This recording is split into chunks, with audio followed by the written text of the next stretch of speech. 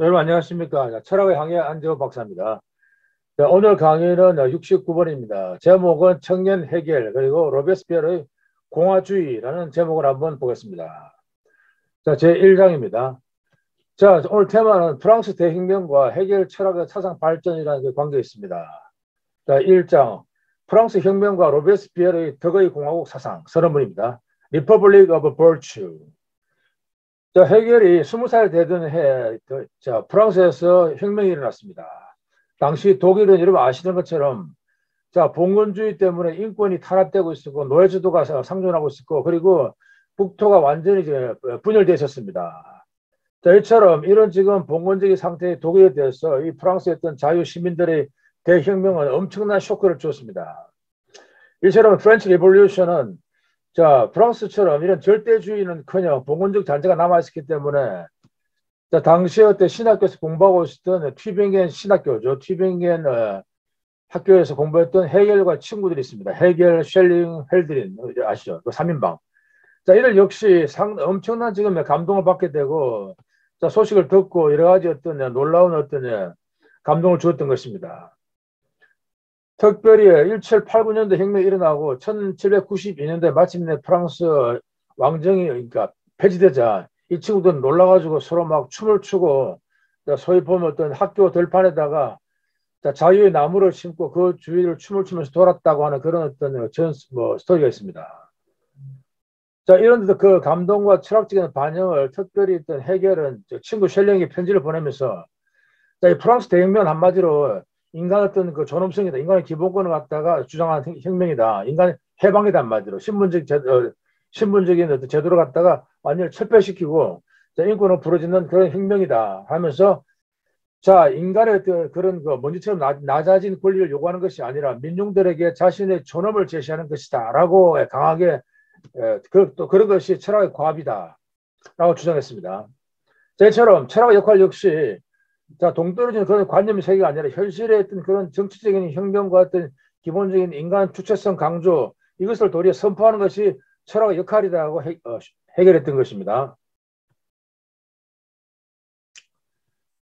이런 프랑스 대혁명의 지도자들 그 풍원했던 로베스피에르는 일설했던 청렴공의라고 절대 부패하지 않는다 하면서 더 인커럽터블이라는 별명이 있을 만큼 강직하고 어떤 부패와 부정을 모르는 또 덕을 충성하는 어떤 그 혁명의 지도자였습니다. 물론 이분이 아시는 것처럼 그런 기로틴 아시죠? 단두대에서 엄청난 공포를 갖다 행하면서 했던 것도 알지만 어쨌든 간에 자신은 뭐냐면 전혀 어떤 부정 부패와 어떤 사치 사육에서 깨끗한 그런 어떤 사람이었던 것입니다. 이 사람은 1794년 2월에 소위 어떤 그런 정치적인 어떤 그런 매니페스토를 선포했습니다. 이건 보통 이것을 덕의 공화국이라고 부르고 있습니다.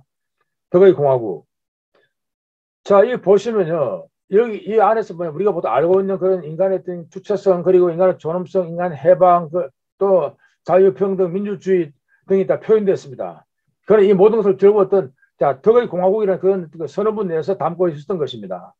중요한 것이 그럼 어떻게 해서 프랑스 대혁명을 하는데 덕이 필요하냐, 볼추가.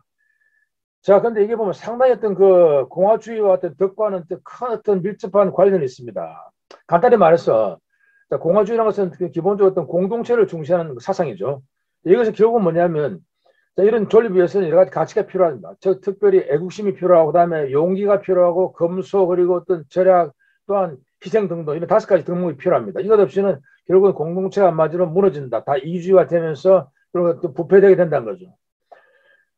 따라서 로베스피에르는 이런 지금 공화주의와 어떤 군주주의를 갖다 극명히 대비를 했습니다. 제가 왕정 있죠. 왕정은 결국은 군주주의인데, 공화정은 기본적으로 어떤 개인들의 덕과 공동체를 중시하는 어떤 그런 사상이 필요한 반면에, 군주정은 보면 철저한 왕에 대한 복종과 어떤 노예적인 굴욕이 있고, 그리고 악덕과 모순이 가득 찬 그런 정치 체계다. 그래서 철저히 이런 그 왕정 내지는 군주주의를 배척했습니다. 따라서 이들의 목적은 프랑스에다가 이런 어떤 왕정을 폐지하고 여기다가 뭐냐면 어떤 공화정을 수입하는 것이 혁명의 어떤 목적이다라고 지금 선포했습니다. 그가 쓴 어떤 덕의 공화국의 약간 영어로 보시면요, 약간 빨리 보겠습니다. In our country, we want to substitute the morality for egoism, honesty for honor, principles for customs, all the virtues and all the miracles of the republic, for all the vice and all the absurdity of the monarchy. Terror without virtue is disastrous. Virtue without terror is powerless. Terror is nothing but the prompt, severe, and inflexible justice. It is thus an emanation of virtue. 혁명의 목적은 결국은 자 이심 대신에 도덕성을 세우고 그리고 명예의 권위 대신에 어떤 정직을 수립하고 관습보다는 원칙을 중시하고 자 그리고 어떤 군주주의 그런 악덕과 어떤 불합리보다는 도리어 어떤 공화정의 어떤 덕과 기적을 수립하는 것이다. 저는 문제는 뭐냐면 이겁니다. 자, 테러, 공포가 필요하다고 약간 좀 그런 좀 골 때리는 사상이 있습니다. 자, 테러 without virtue. 자, 덕이 없는 어떤 그 테러는 참담하고 또 반면에 테러가 없는 덕은 더 무력하다. 결국은 이 덕이 뭐냐면 테러와 결합될 때 힘이 생긴다 이겁니다. 이런 테러 또는 공포 무력이죠. 무력은 뭐냐면 바로 뭐냐면 신속하고 아주 혹독하고 그리고 어떤 완고한 정의답니다. 그것은 다시 말하면 바로 덕의 표현이다. 자, 이런 이유는 여러분 아시겠지만 그 당시에 그런 그 신문지를 철폐하기 위해서 막 빠르게 해야 되는데 이게 안 되니까 결국은 영국처럼 그런 점진적인 그런 개혁이 아니라 과격한 어떤 순발력 있는 계획이기 때문에 막 엄청난 변혁의 과정에서 적응하지 못하는 자들을 전부 다 그냥 처단시키는 그런 어떤 공포가 필요했다고 그렇게 지금 사료되고 있습니다. 방금 다 설명드렸죠. 이처럼 혁명은 좋은데 문제는 그 수단이 한마디로 폭력과 공포 또는 막 잔인한 피해의 숙청 같은 거죠. 자, 이게 있는데 이게 때문에 결국 어떤 당시에 어떤 특별한 사정을 필요했던 거예요. 영국처럼 점진적으로 하나씩 계획을 하지 못하고 그냥 순간적으로 그냥 과격하게 된 프랑스적인 그런 방식 때문에 결국은 어떤 이 공포와 테러 그리고 살상이 필요했다고 보고 있습니다. 그래서 방금 얘기처럼 테러는 뭐냐면 이렇게 신속하고 엄격하고 어떤 완고한 정의다. 테러는 또한 덕의 어떤 표현이다. 자, 결국 어떤 그런 그 공포주의 정치로 가는 어떤 그런 수단을 갖다 보여주고 있습니다. 이런 민주주의와 혁명을 위해서 신문제 철폐를 위해서는 바로 어떤 테러가 정당화되고 있습니다. 이런 해결은 이런 후일했던 그 이런 혁명의 모순을 그 책 정신현상학의 절대 자유와 공포라는 장에서 상세히 묘사하고 있습니다. 이것은 뭐냐면 결국은 자유를 추구하는 혁명이 결국은 어떤 살상과 어떤 단두대의 형장의 이수로 살았다는 것은 상당히 역사의 어떤 아이러니와 모순이라고 할 수 있겠습니다. 자, 그러나 문제는 청년기 해결은 이런 공화주의 혁명의 부정적인 면들은 완전히 도외시해버리고 하고 있습니다. 자, 이처럼 로베스피에르 같은 경우 결국은 혁명이나 이런 대의를 이루기 위해서는 공포와 테러 등 피해 굶주린 폭력을 정당화시키는 것을 흔히 말해서 자코뱅주의라고 하고 자코뱅당이라고 또는 자코뱅주의라고 합니다. 자, 당연히 로베스피에르가 이런 자코뱅당의 어떤 리더였고 그 어떤 수괴였습니다. 제2장 청년 해결의 공화주의 개념. 자, 청년 해결은 이런 로베스피에르의 어떤 덕의 공화국을 자신의 사상으로 수용을 하게 됩니다. 물론 단순히 해결은 로베스피에르뿐만 아니라 그에 앞선 사상가들이 있습니다. 예를 들어 루소와 몽테스키에 등 당시 어떤 공화정을 주창한 이론가들도 공부를 하게 되고 더 나아가서 또 도리어 또 고대 그리스와 로마의 그런 공화정을 갖다 공부하게 됩니다. 민주주의와 공화주의를 갖다 연구를 하게 되었습니다. 청년 해결은 그의 논문인 기독교의 실정성이라는 논문에서 이런 고대 공화주의와 자 이게 있죠. 자, 그뿐만 아니라 피테의 실천 철학, 지상주의, 그리고 실러, 프리드리히 실러 아시죠, 여러분들? 자, 실러의 어떤 개인과 국가의 통일 이론 등을 전부 다 종합해서 그 어떤 그런 공화주의 어떤 정치 철학을 구상을 하게 됐습니다. 자, 여러분, 해결 텍스트 보시겠습니다. 자, 한 공화정에서는 그것을 위해서 사람들이 살아가는 이념이 존재한다. 군주제에서는 도리어 사람들이 한 개인을 위해서 존재한다. 그리고 왕이었죠, 문제가. 자, 공화주의자는 그가 이미 조국 안에서 이미 실현되어 있다고 느끼는 그 이념, 그건 공동체 이념이었습니다. 그것을 위해서 개체를 희생할 수도 있다. 즉 공동체를 위해서 개체의 희생이 필요하다는 것이 장점이다라고 논문에 쓰고 있습니다. 여기서 해결의 텍스트 보는 바로 공화주의의 이념이죠. 이데 델 레푸블릭. 이것은 결국은 공동체 이념이죠. 저보다 뭐냐면 공동체다, 공동주의. 그리고 또 독일 같은 경우는 국가의 통일이 있죠. 분열된. 그리고 또 주권의 회복 등등을 말하고 있습니다. 자, 이것은 다시 말하면 당시 어떤 완전히 갈갈이 분열되어 있던 독일의 봉건주의적인 그 상태 있죠. 그 독일의 후진성, 인권이 지금 없죠. 아마도 신분제도가 남아있죠. 노예제도가 살아있었죠. 이런 독일의 사회적인 정치적인 낙후성, 봉건주의, 그리고 모나키 있죠. 군주 정치. 자, 이처럼 결국은 이 공동체를 위한 희생이라는 측면에서 바로 뭐냐면 헤겔은 로베스피에르의 덕의 공화국 이념을 갖다가 추종하고 있습니다. 개인의 희생이 공화국을 주된 덕목이다. 여기서 바로 헤겔은 로베스피에르와 서로 일치한다는 것입니다. 헤겔은 그 베른 시대 1793, 1796까지 보면 상당히 많은 그 종교 논문을 썼습니다. 그래서 겉보기에는 기독교나 종교를 말하고 실제 뭐냐면 그 사람의 기본 관심은 기독교가 아니라 바로 공화주의입니다. 특별히 무신론적 공화주의라고 불리는데요. 결국은 독일을 갖다 통일시키고 독일 공동체를 갖다 이루기 위해서는 개인이 희생이 필요하다. 그걸 도리어 철학적으로 프로파간다를 갖다가 강조하고 그리고 널리 퍼뜨리는 것. 이게 또 당시 했던 헤겔의 기본적인 관심이었습니다. 또 도리어 기독교 종교라는 것은 그런 어떤 사회 공동체를 갖다 만들기 위한 게 수단에 불과하다라고 그래서 도리어 이용하겠다라는 것이 또한 이 사람의 기본적인 어떤 그런 전략과 전술이었습니다. 헤겔은 흔히 국가주의다 또 전체주의자다라는 그 누명을 덮었습니다. 또 특별히 뭐냐면 여러분 아시는 칼 포퍼 아시죠? 자, 포퍼가 쓰는 열린사회와 그 적들이라는 책에서 헤겔은 민주주의와 열린사회와 반대되는 어떤 전체주의자로 어떤 비판을 하고 있습니다. 또 다른 말로 헤겔은 흔히 프로이센 국가철학자라고 또 불리기도 합니다. 국가철학자다. 자, 그러나 이런 헤겔의 전체주의자 국가주의적인 그런 입장은 당시에 독일의 그런 봉건적인 분열제도의 극복 그런 측면에서 약간 납득이 되기도 하고 또 뭐냐면 포포 약간 못 보는 점은 이겁니다.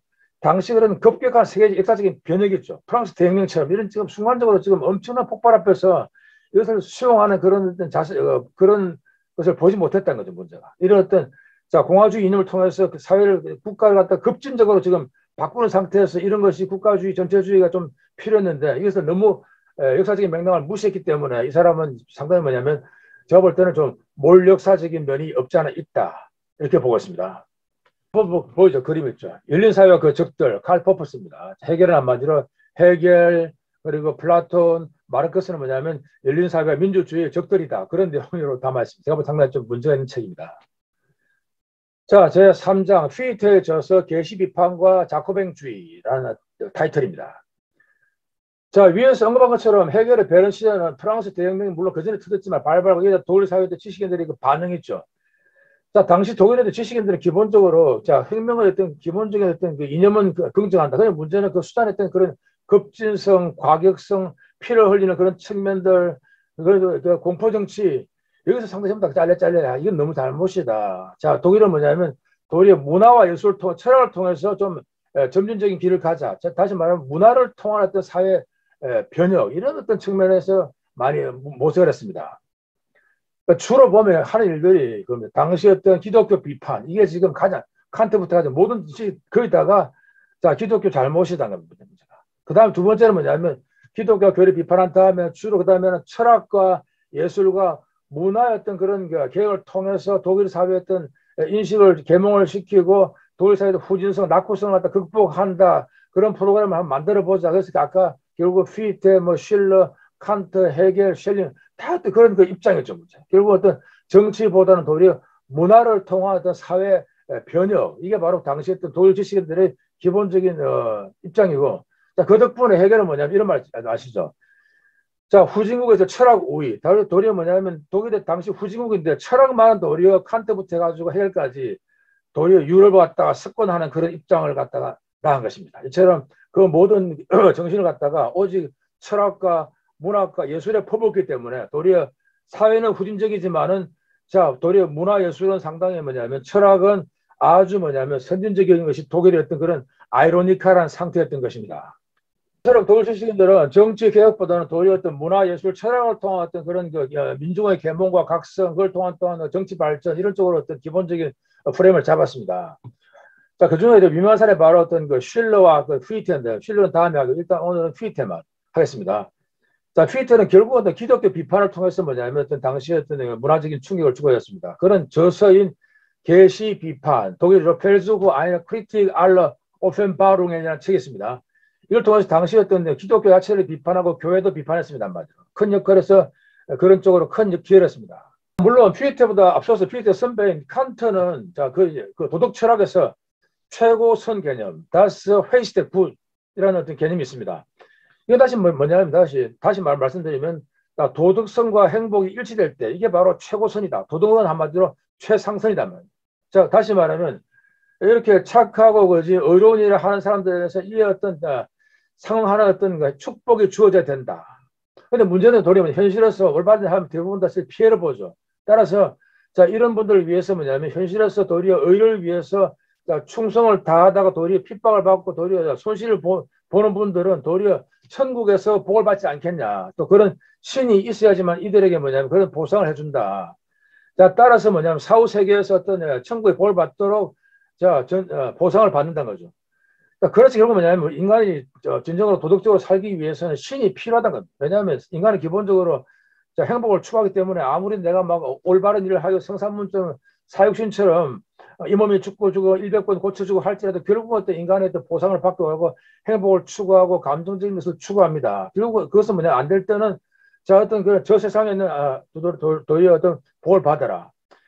자, 이런 칸트의 논리가 바로 뭐냐면 실천 이성의 요청 개념으로서의 신의 개념 정립이 되겠습니다. 자, 이처럼 이 칸트는 그래서 결국은 최고선을 위해서는 결국은 신이 필요하다. 즉 인간이 진정으로 일생을 통해서 도덕적으로 생활하기 위해서는 자, 자신의 의지만까지는 안 되고 어떤 제3자가 필요하다. 결국 그게 신이랍니다. 그것 있어야지 비로소 우리가 끝까지 그지 지속적으로 오랜 기간 동안에 자, 결국 타락하지 않고 끝없이 자신의 어떤 이념과 어떤 충성을 갖다 할 수 있다.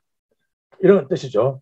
아시죠? 여러분 우리도 아시면 자 흔히 독립운동을 하면 3대가 가난하다 그런 말도 안 했습니다. 이처럼 국가와 민족을 위해서 고난을 받은 이 독립운동가들이 현실에서는 아주 비참하게 자식마저도 다들 그냥 처참한 생활을 살았습니다. 자, 이들에게 그들이 뭐냐면 천국에서는 아마 어떤 보상을 받기를 바라는 것이 일반적인 즉 명복을 빈다는 그런 거죠.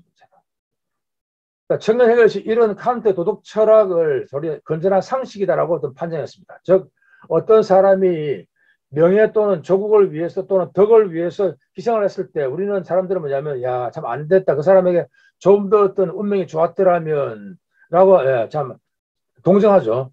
이것이 바로 어떤 상식의 입장이다 라고 해결도 물론 보고 있습니다. 문제는 이걸 비판한다는 거죠. 그게 아니라 자, 그러나 이런 칸트의 어떤 건전한 상식 입장과 달리 휘테 같은 경우는 뭐냐면 도리어 어떤 도덕 실천 이성의 완전성, 자족성이 있다 합니다. 그건 뭐냐면 도덕적 일조가 볼 때, 제가 볼 때는 도덕적인 영웅주의를 갖다 내세웁니다. 다시 말해 아무런 보상도 받지 않고 인간의 존엄성과 대의 명분을 위해서 수천 번 고문을 당하더라도 좋다. 그런 어떤 순교자의 희생을 강조하고 있습니다. 이런 휘테의 어떤 윤리는 어떤 보상도 필요 없다. 따라서 칸트와는 서로 대립되고 윤리가 다릅니다.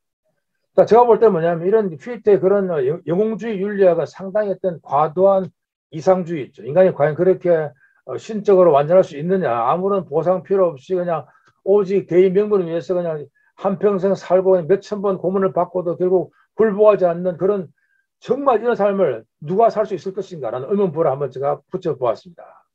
이렇게 칸트는 건전한 상식을 존중하는 어떤 신이 필요하다 도덕을 위해서는 이런 칸트의 실천 철학을 비판하면서 아무런 보상도 없이 의를 행하는 그 도덕을 강조했습니다.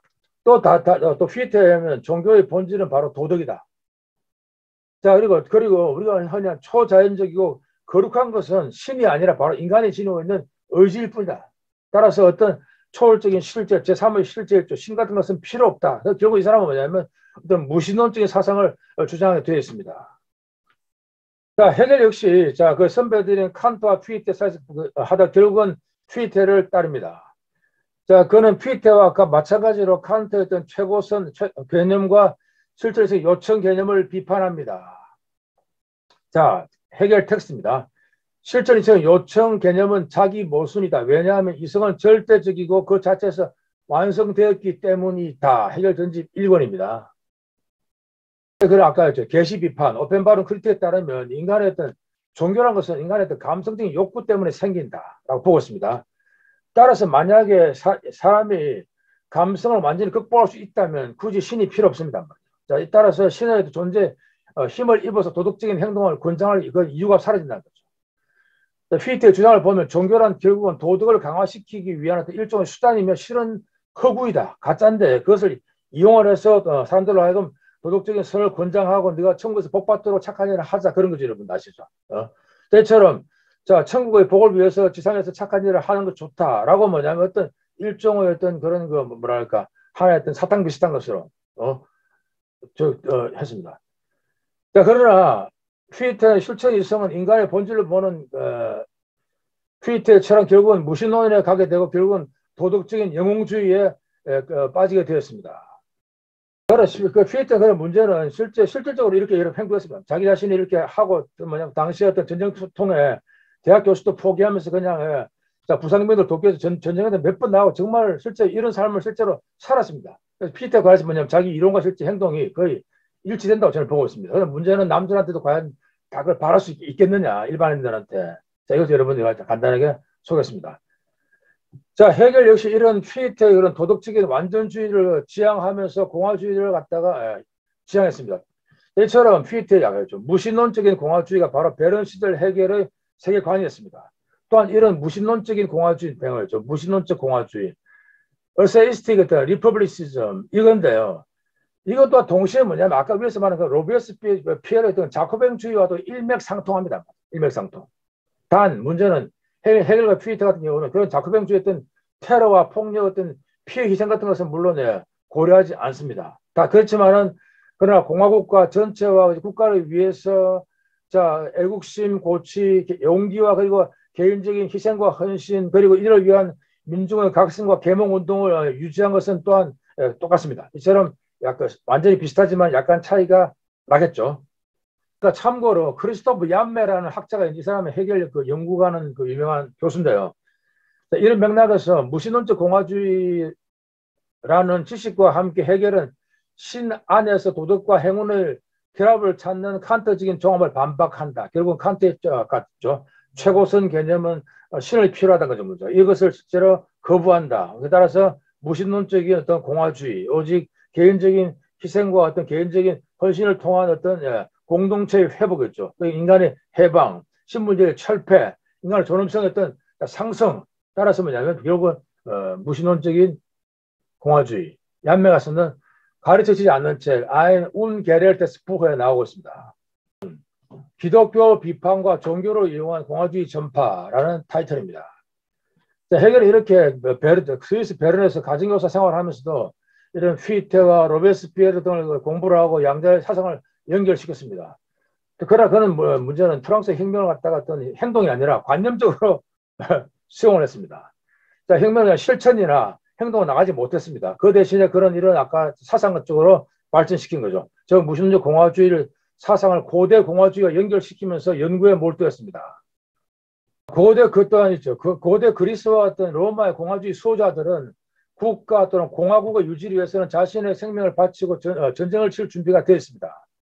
이처럼 공화국이 있죠. 국가의 이념은 한 사람 한 사람 공화국의 어떤 전사들, 군인들에 달려있답니다. 따라서 그 어떤 이거죠. 상무정신. 결국은 그런 어떤 전사들이 국가를 지킨다. 그런 희생이 필요한 거죠. 따라서 자, 이들은 뭐냐면 이상한 도움, 즉 다시 종교가 필요하지 않다. 스스로 뭐냐면 국가 또는 공화주의를 갖다가 지켜나가기 위해서는 항상 뭐냐면 희생과 죽을 준비가 돼 있고 용기가 필요한 바로 어떤 군인 정신 있죠. 국가 어떤 수호 정신, 호국 정신이 필요합니다. 바로 이거요. 호국 정신. 여러분들 우리도 보면 6월달 아시죠? 호국 수호의 달입니다. 이처럼 우리 국가를 지키는 그런 여러 가지 군인들 또는 장군들 또는 이런 사람들을 갖다가 기리고 그 영혼들을 갖다가 우리가 존경을 보내고 있죠. 결국은 국가에서 결국 다시 말하면 위기 시에 그런 자 군인들 또는 무사들 또는 장군들 또는 민중들 이래서 지키지 왔다는 거죠 문제가. 그런 면에서 정확한 일리가 있습니다 이게. 자 그런데 또 재밌는 것은 해결은 이거였죠. 아까 기독교 부흥이 있습니다. 이걸 역시 고대 공화국의 몰락과 연관시키고 있습니다. 해결은 유명한 어떤 기본 에드워드 기본에 쓰는 로마 제국 쇠망사를 읽었고 여기 따라 뭐냐면 자 그 당시에 여러분 카라칼라 황제 당시에 로마가 완전히 통일되고 내부적으로 엄청나게 풍요로워졌는데 문제는 뭐냐면 자 노마를 지킨 그런 군인들 상부 정신이 쇠퇴하고 다들 그 이기주의 탐욕주의에 빠져가지고 결국은 자 이런 군인들의 어떤 장군들이 부패가 결국은 어떤 로마의 쇠망의 징조가 되었다라고 쓰고 있습니다. 결국은 내부적인 이거였죠. 정신이 해이해지면서 결국은 탐욕과 부정부패에 눈이 멀게 되고 결국은 국가를 갖다 좀먹게 되고 결국은 마지막에 이방인들한테 침략을 당하는 이런 스토리를 아시죠? 결국은 어떤 국가를 지키겠다는 그런 공화주의 정신이 사라졌을 때 그 국가는 결국은 망하게 되고 그 대신에 그 자리에 들어온 것이 바로 기독교라는 것입니다. 말하면 이겁니다. 기독교, 권위주의적 종교, 해결 다 말입니다. 실정 종교라 부릅니다. 기독교를 말하는데. 이런 어떤 권위주의적인 종교, 절대적인 종교란 것은 자, 이처럼 고대 어떤 로마의 공화주의와 몰락과 뭐냐면 그런 조건에서 발생한다.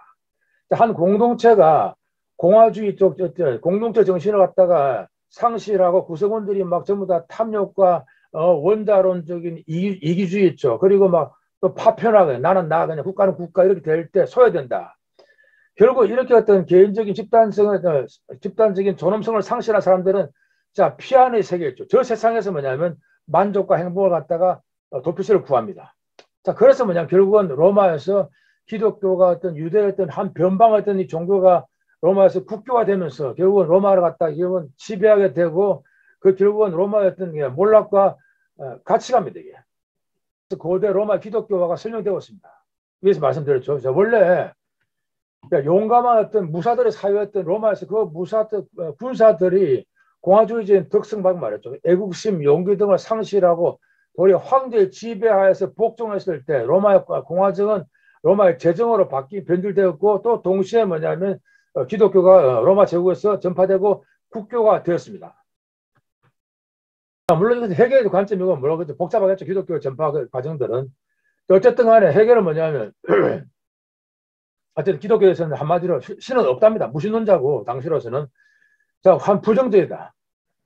자, 그렇죠. 문제는 이 사람은 또 기독교와 쉽게 작별을 못합니다. 왜냐하면 당시에 기독교는 엄청나게 지금 보편화되기 때문에 어떻게든 이렇게 널리 퍼져 있는 기독교를 이용을 해서 자신의 공화주의 이념을 이상을 갖다가 실현하고자 노력했습니다. 이것이 바로 헤겔과 헬드린, 셸링이 공유한 민중 종교 개념입니다. 이에서 여러분 다음에 다시 한번 보겠습니다. 어쨌든 간에 자 종교를 실제 부정하면서도 또 이용한다는 그런 어떤 이중적인 태도였죠. 이게 어떤 청년 헤겔 진우었던 기독교에 대한 관점이었고 또 그것은 기본적으로 어떤 국가와 공동체를 위한 어떤 덕을 갖다가 숭상한다는 면에서 서로 결부가 되고 있습니다. 여러분 이것으로 강의를 마치겠습니다. 감사합니다.